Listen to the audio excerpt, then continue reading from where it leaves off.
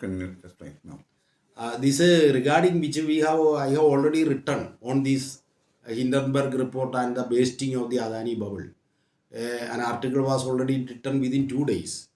When the Hindenburg report was published in 2000 and in January 23, 2023, immediately within 2 days the Adani bubble began to burst, because we know this corporate empire of these billionaires now today, their business is not a production. They are concentrating in the sphere of speculation, stock broking, and skyrocketing share prices, accounting manipulation. All these are there.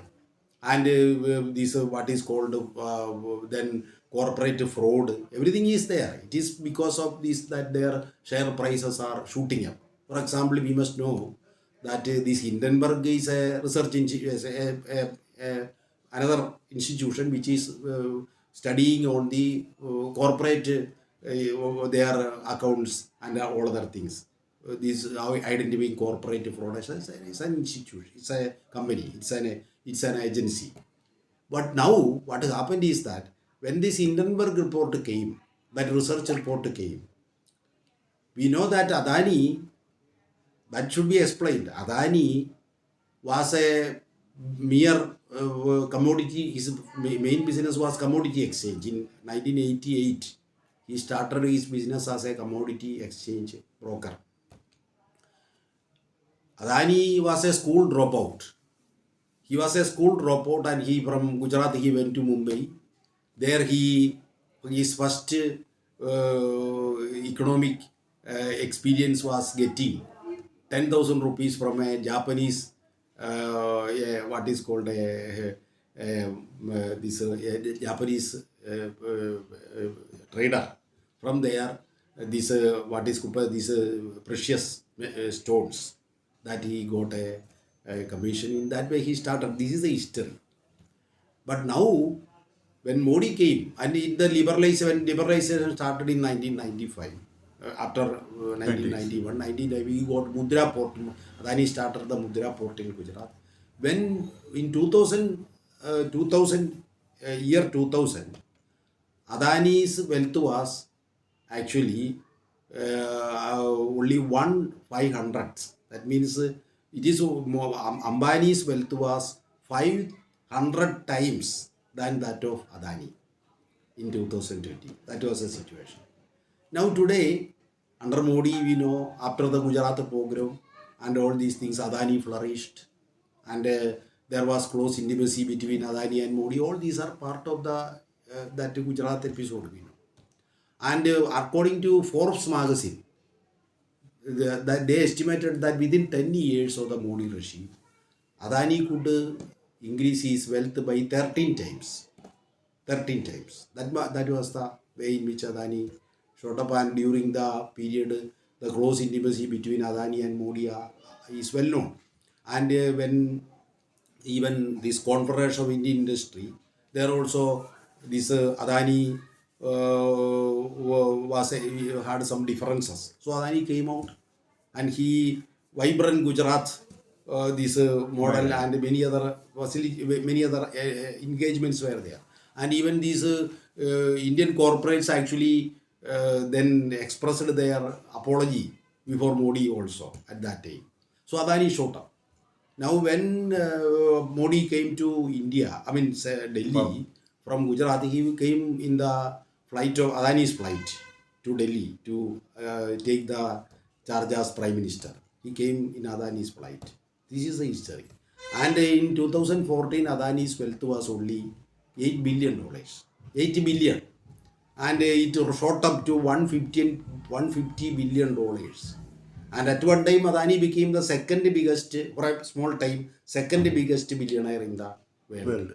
And but he remained as a third biggest billionaire, corporate billionaire in the world for a time by the end of the 2022.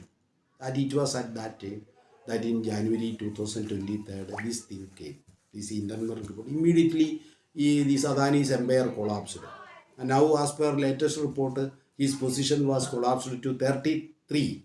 From 3, he had fallen to 33.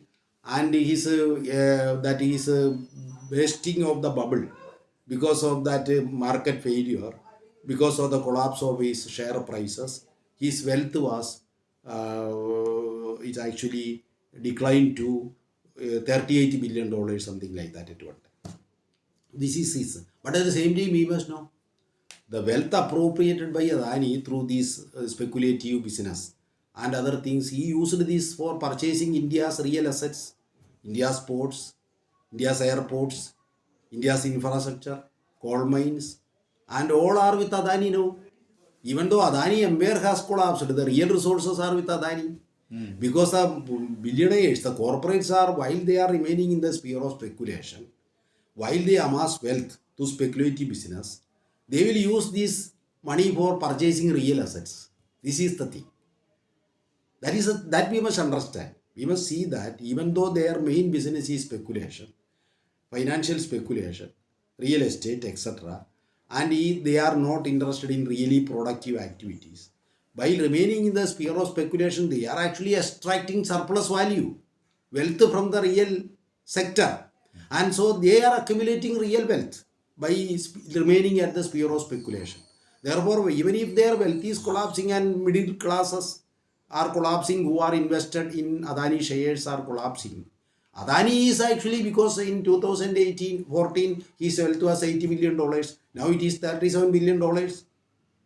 Even though the balloon has burst, really Adani is still more powerful than, he had more wealth, many times wealth than what he had in 2014. But the Indian people as a whole, they have become poor. They have become more poor. India is now considered as a citadel of global poverty by many international agencies. So the number of absolute poor in our country is the largest in the world. That is why it is called the citadel of world poverty. There is growth, but this growth is for a few billionaires, corporates. It is not reflected in the lives of the common people. The statistics, GDP, etc., measured by these mainstream economies, official statisticians, that is not at all reflected in the life of the common people. They are not experienced. This is the thing. So when this bubble is based, naturally, even though Adani is declining, now Adani has gone down, even in India also.